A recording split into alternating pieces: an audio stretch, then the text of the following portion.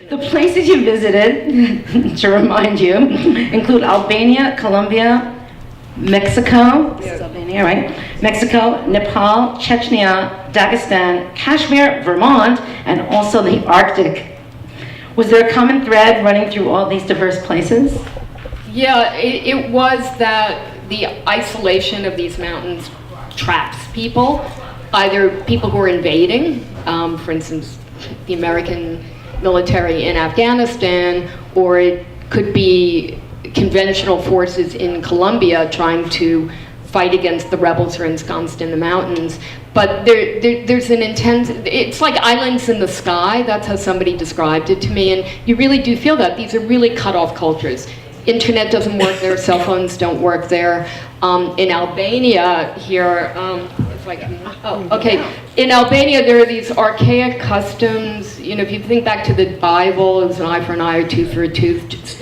Justice was oftentimes implemented by feuds, like if somebody did something to you, you did it back. And one of the last places in the world where there are blood feuds, they're basically in mountains.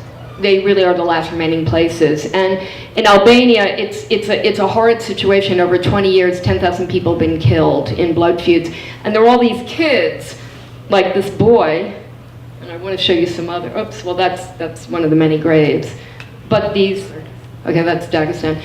What happened is that these kids can't leave the house. There are hundreds of kids. They can't leave the house in Albania because they'll be killed. Your house is the one place you won't be killed in a blood feud. So the state actually homeschools. It's like 800 boys. So when a boy comes of age, kind of like what would be a bar mitzvah here, he's given a gun or he's stuck in the house. And you know, this is an archaic custom which has gone back probably to the Bronze Age. And in the rest of Albania, this is what people used to use in Albania as a form of justice. It's in the plains, it doesn't exist anymore, but in the really remote Dinaric Alps in the north, that's a system. And here too in Dagestan, you know, and in Chechnya, the clan system, the clan infighting is also, there's something very primordial about it. Despite the fact that it's a modern, quote unquote, state of Russia, you still have these old clan structures and infighting. And these women are wearing black because half their clan's been wiped out.